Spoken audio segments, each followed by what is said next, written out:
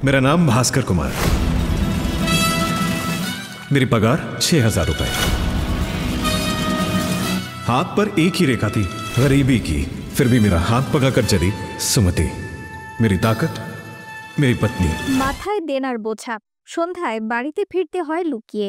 বাড়িতে বউ ও একমাত্র শিশু সন্তান আছেন। পক্ষাঘাতগ্রস্ত বাবা, ছোট ভাই বোনও।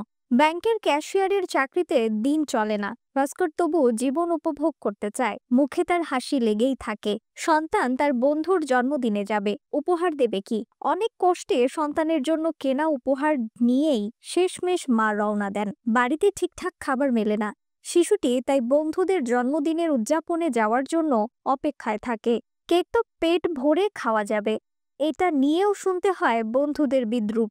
দিনের পর দিন একই জামা পরে যায় সন্তান। মা বাবা বুকে পাথর চেপে শুয়ে যায়। 51বর্তী পরিবারের দৈনন্দিন এই ঘষা খাওয়া জীবনের গল্প নিয়েই নির্মিত হয়েছে তেলেগু সিনেমা লাকি ভাস্কর। গত 31 অক্টোবর প্রেক্ষাগৃহে মুক্তির পর ব্যাপক প্রশংসিত হয়েছে ভেস্কি আতলুরির পিরিয়ড ক্রাইম ড্রামা সিনেমাটি।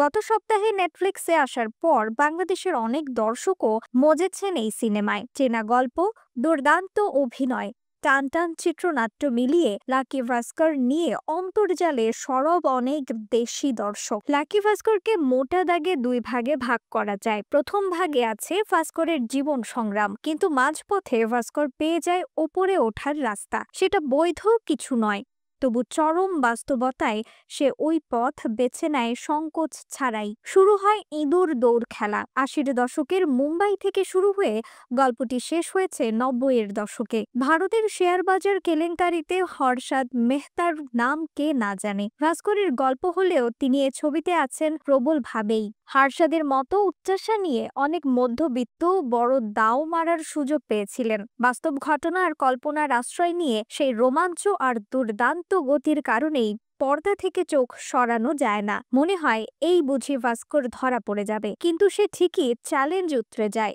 পরে হাজির হয় আরো বড় চ্যালেঞ্জ। এ ছবির ভিজুয়াল দুর্দান্ত, তবে সিনেমাটি এতটা প্রশংসিত হওয়ার আরও একটি বড় কারণ দুলকার সালমান। জনপ্রিয় এই মালায়ালাম তারকার মধ্যবিত্ত ব্যাংকার থেকে শত কোটির মালিক ভাস্কর। এমন চরিত্র পর্দায় তিনি তুলে ধরেছেন খুবই বিশ্বাসযোগ্যভাবে। তার প্রতিটি সংলাপ বলা অঙ্গভঙ্গি থেকে রোমাঞ্চকর যাত্রা তাড়িয়ে তাড়িয়ে উপভোগ করা গেছে। তার স্ত্রী মীনাক্ষী চৌধুরীও দারুণ।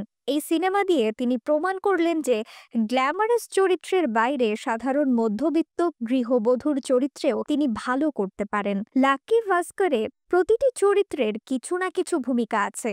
এমনকি ভাস্করের বাবা, যে পুরো ছবিতেই পক্ষাঘাতের কারণে নির্বাক, সেও শেষের দিকে গুরুত্বপূর্ণ হয়ে ওঠে। নিউজ ডেস্ক, রিফাত আরা ইসলাম, ভোরের আকাশ।